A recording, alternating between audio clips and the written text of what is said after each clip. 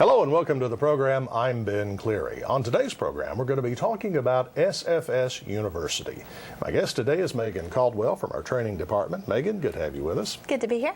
Now let's talk about SFS University. I know with SFS University there are all kinds of opportunities to get set up and to get the kind of training that you need, both to do taxes, to work with our software, and just to learn general things and get CPE credits that you need. So tell us a little bit about it.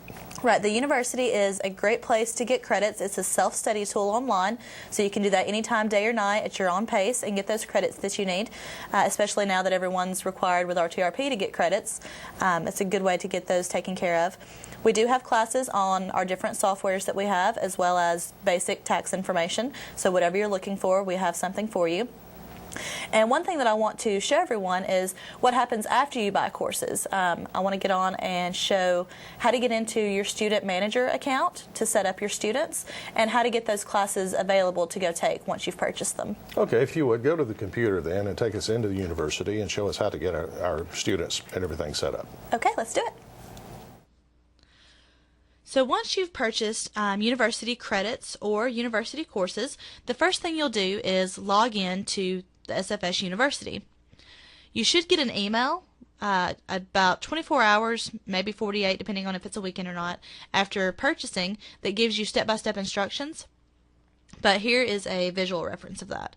The first thing you'll do is log in as a student manager just by clicking this link.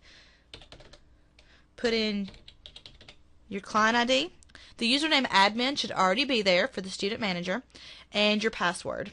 And the password the very first time should be your activation code or registration code for your software. If you don't use our software but just use university, that email will have your password in it, and it's usually manager1. The first thing you want to do is make sure that you click edit here and enter in your information. Your name, your address, most importantly, your email, and any designations that you have, and save that. Next, you're going to go to New Student, and we're going to put in a first name, and I'm just going to use myself, and you'll come up with a username.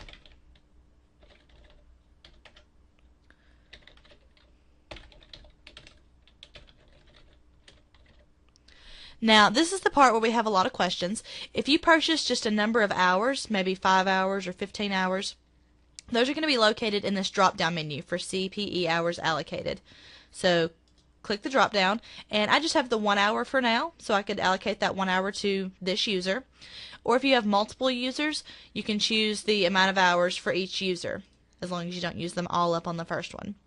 Once you've filled all this in, click Create, and you'll be taken out to your student information, which is the same as the View Students link. You'll be able to see that student listed here, and you'll see how many hours they have.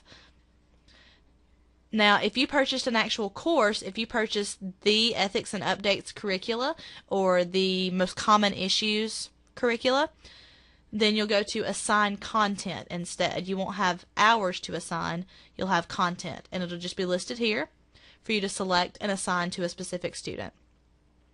At that point, you can log out of the student manager, and we're going to go back to the training.cchsfs.com website. At this time, we'll log in as a student. It's the same client ID,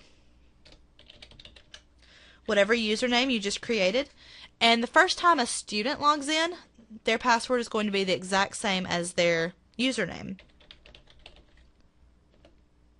and they'll be asked to change that.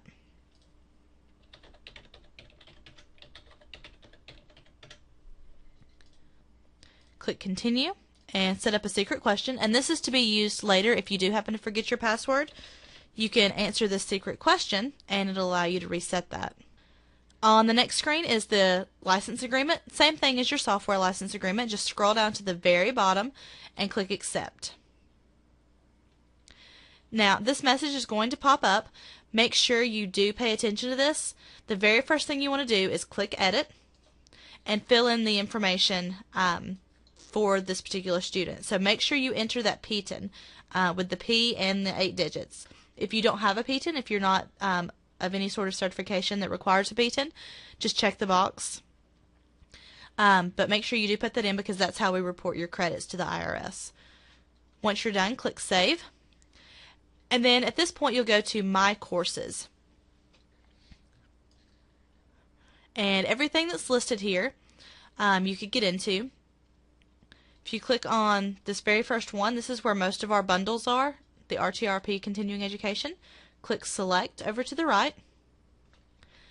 And we have all of our different concentrations. So each one of these groupings here has 15 credits, and it's broken down into the exact number of courses you need for each category with the IRS.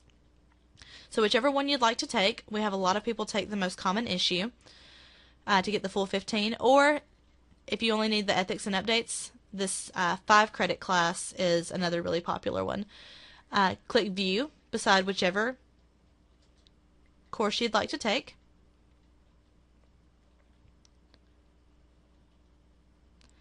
And you'll see the classes here, along with how many credits they're worth, whether or not you've started them.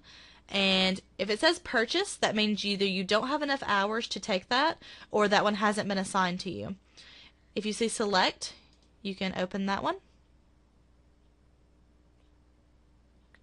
And you'll be able to get to each of the lessons and the quizzes for that particular course. And if you look right at the top, it says CPE hours available. That'll let you know how many you have left to use. So if one's saying purchase, look up there and see if you have enough hours for that particular course. But each one of these lessons and quizzes will allow you to get in and take information for that course, and then you're going to finish up by taking the final exam, and that's how you'll get your credits. All right, so I'm going to go ahead and log out, but that is what you'll do after you've purchased either credits or a course with the university. Log in as a student manager, create a student, and assign those hours or that content, and then log in as that student and navigate to take those courses. All right, Megan, thanks for showing us how to get set up in university. I know that with the need to get CPE credits now, it's so important with the RTRP and everything. Can you get all of your credits with the university?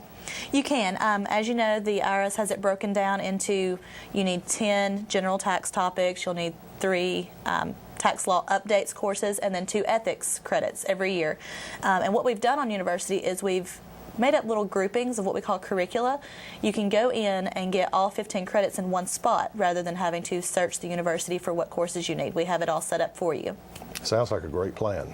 Oh yeah, it's really simple, really easy. Just go in, knock them out as you're able. Sounds good. Megan, thank you very much. No problem. And we thank you so much for watching. We'll see you next time. Bye-bye.